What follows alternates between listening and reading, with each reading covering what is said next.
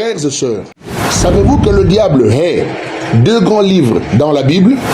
Oui, c'est le livre de la Genèse parce qu'il dévoile son origine. Et aussi le livre de l'Apocalypse parce qu'il révèle sa fin. Si dans une maison, et que papa vous permet d'entrer dans chaque pièce de la maison, dans toute la maison, il dit entrez, entrez partout, vous le voyez tout ce que vous voulez. Mais dans cette chambre, n'entrez pas. C'est que dans cette chambre cachée, il y a quelque chose de très important, plus que tout ce qui est dans la maison. Savez-vous que le livre de l'Apocalypse est écrit en code? Savez-vous que le livre de l'Apocalypse est scellé? Alors que dans ce temps où nous vivons, il n'y a plus de mystère. La Bible déclare, vous connaîtrez la vérité et la vérité vous affranchira. Vous voulez étudier le livre d'Apocalypse avec moi? Vous voulez connaître le mystère caché? Lisons. Apocalypse chapitre 1, versets 13 à 14.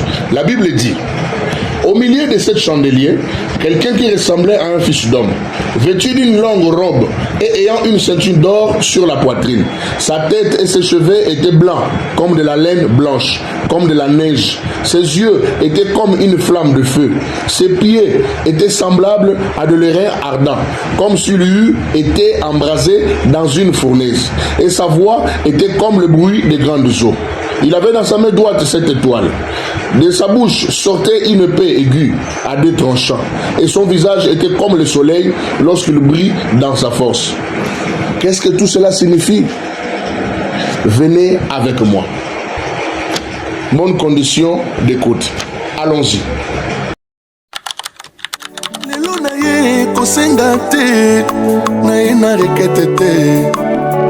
Nayende kokomisa yo pona oyo uti kosalelanga olongolinga soni elataki.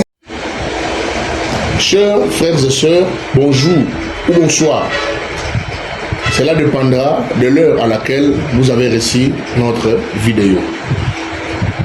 Je suis très content de vous savoir très nombreux en train de suivre notre émission chrétienne que nous appelons quelques minutes avec le Seigneur. Aujourd'hui, nous allons parler de quelque chose dans le livre d'Apocalypse.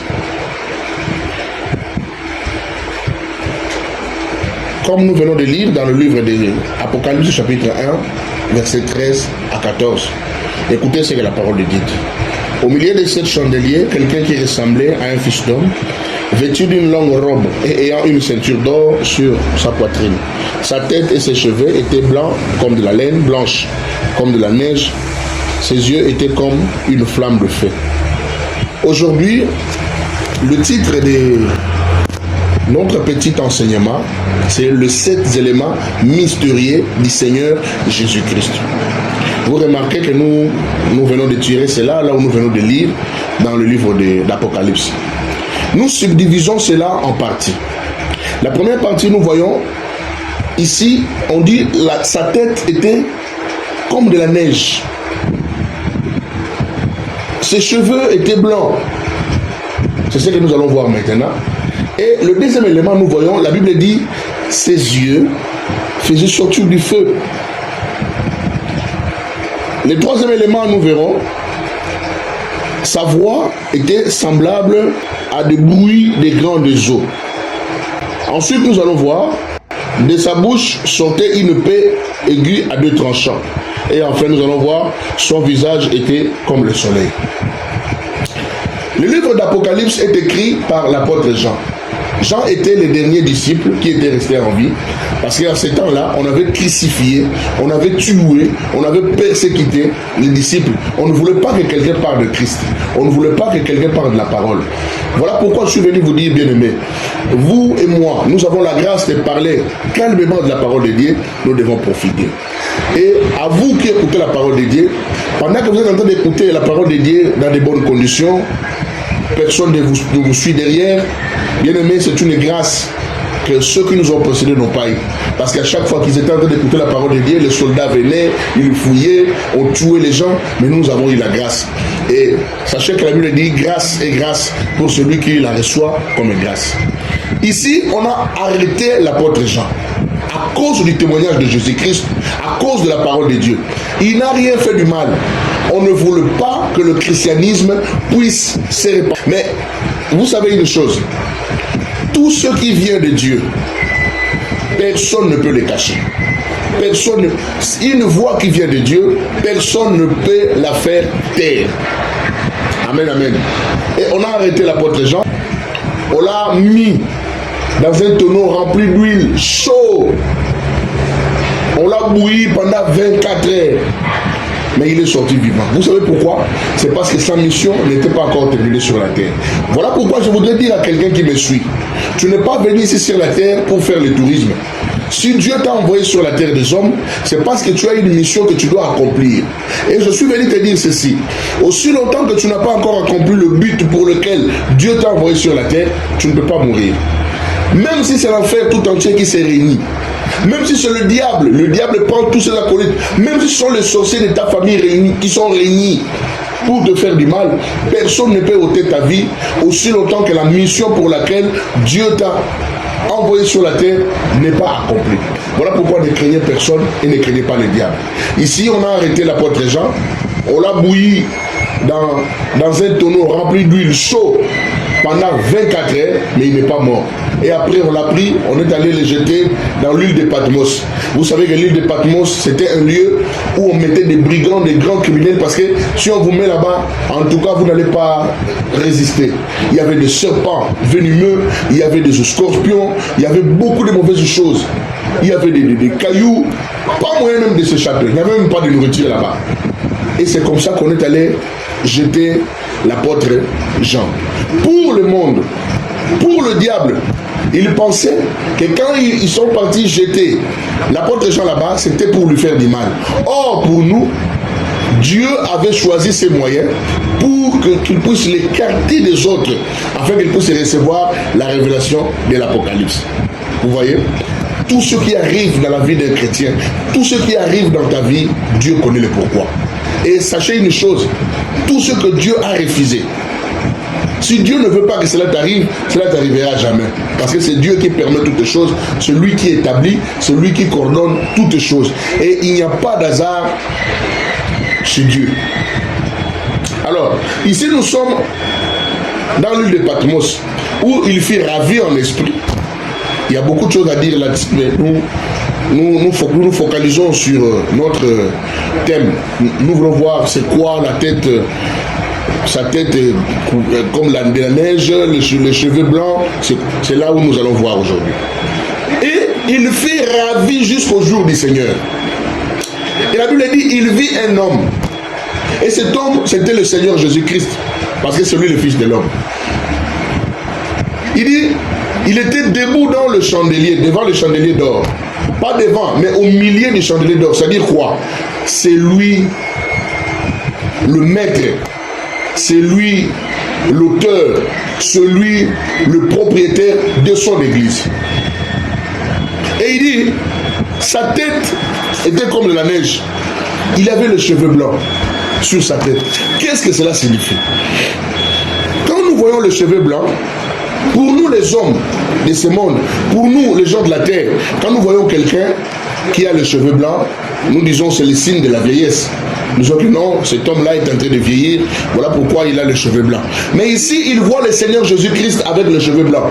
Or, le Seigneur Jésus-Christ, il est le Dieu tout-puissant. Si pour nous les hommes, le cheveu blanc, c'est le signe de la vieillesse, alors cela n'est pas le cas pour le Seigneur Jésus-Christ, parce que lui, il est Dieu. Donc nous voyons que le cheveu blanc du Seigneur Jésus-Christ ne peut pas être la vieillesse. Vous savez pourquoi? Parce que Dieu ne se trouve pas dans la dimension temps. Si nous vieillissons, parce que nous sommes sur la terre, et sur la terre, nous sommes dans la dimension temps. C'est-à-dire, il y a le matin, il y a le soir, mais au ciel, il n'y a pas de matin, il n'y a pas de soir. Et comment Dieu va vieillir? Ce n'était pas le signe de la vieillesse pour Dieu. Parce que Dieu n'habite pas la dimension temps et Dieu ne peut pas vieillir. Nous voyons la même chose ici dans le livre de Daniel. Daniel aussi, dans son temps, dans son époque, il a vu la même chose. Nous allons lire ça. Je suis ici dans le livre de Daniel. Daniel chapitre 7, verset 9. Il dit ceci. J'ai regardé pendant que l'on plaçait des trônes, et l'ancien des jours s'assit. Son vêtement était blanc, comme la neige, vous voyez. son vêtement toujours blanc comme la neige, et le chevet de sa tête était comme de la laine pure. Son trône était comme de flammes de feu, et les roues comme un feu ardent. Vous voyez, Daniel aussi, il a vu l'ancien des jours, qui n'est rien d'autre que le Seigneur Jésus-Christ, le Dieu Tout-Puissant, assis sur le trône, avec le cheveu blanc, comme de la neige. Donc, vous voyez qu'ici, ce n'est pas de la vieillesse. Et si on continue la lecture, Daniel dit ceci: un fleuve de feu coulait et sortait de devant lui. 1000 milliers les servaient, et 10 000 millions se tenaient en sa présence. Les juges s'assirent et les livres furent ouverts. Donc nous remarquons, à partir de Daniel, nous comprenons que quand Dieu apparaît comme ça, dans cette position où sa tête est devenue blanche comme de la neige, ses cheveux sont devenus blancs, ce n'est pas le signe de la vieillesse, mais il vient comme un juge. Amen, amen.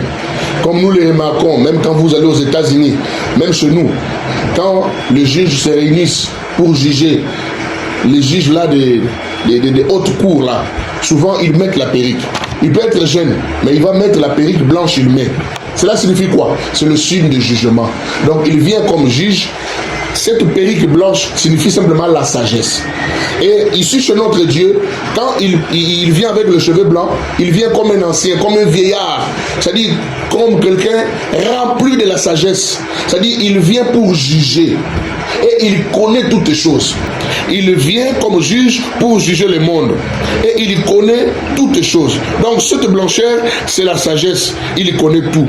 Rien ne peut lui être caché.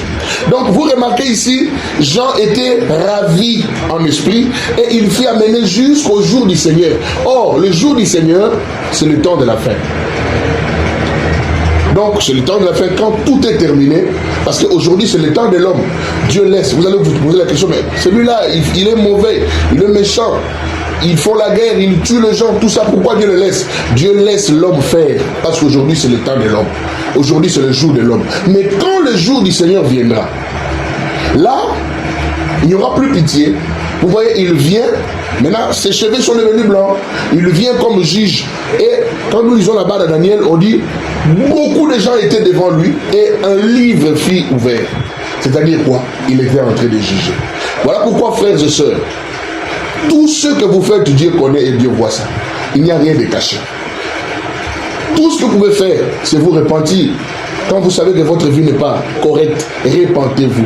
N'attendez pas ces grands jours où il vient avec sa chevelure blanche comme juge. En ce moment-là, il n'y aura pas de grâce. La grâce, c'est maintenant quand tu écoutes la parole de Dieu, tu abandonnes tout ce que tu fais, tu te donnes à Dieu, Dieu te recevra, il pardonnera tes péchés et il fera de toi une nouvelle créature. Que le Seigneur vous bénisse. Je voudrais prier pour quelqu'un. Seigneur Jésus-Christ, nous prions pour chaque frère, chaque sœur qui a eu le temps de suivre cette vidéo.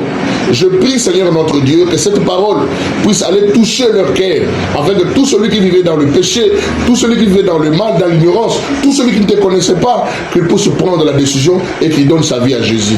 Toi, tu as dit, pendant que nous sommes aujourd'hui, il y a la grâce. Tu as dit, peu importe le péché, même si vos péchés sont devenus rouges comme cramoisi, je les rendais plus blancs que la neige. Voilà pourquoi, en tant que ton serviteur, je te demande de pardonner mon frère, de pardonner à ma soeur, de laver tous ses péchés et qu'ils deviennent une nouvelle créature.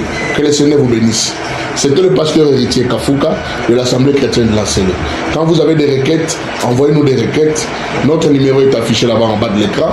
Envoyez des requêtes, nous allons prier pour vous. Si vous avez des questions, posez des questions, nous allons vous répondre. Et aussi, n'oubliez pas de commenter nos vidéos.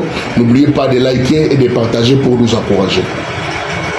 Les diables aujourd'hui, ils utilisent les réseaux sociaux pour nuire, pour détruire les gens. Laisse que nous aussi, nous puissions utiliser les réseaux sociaux pour évangéliser et pour manifester la gloire du Seigneur. Donc aujourd'hui, nous nous sommes arrêtés simplement au niveau des cheveux blancs comme de la neige. Et nous avons expliqué ce que c'est, vous avez compris. À la prochaine occasion, nous allons continuer pour voir. La Bible dit, ses yeux étaient comme le flamme du feu. Qu'est-ce que cela signifie? Nous allons étudier avec vous. Que le Seigneur vous bénisse. Shalom.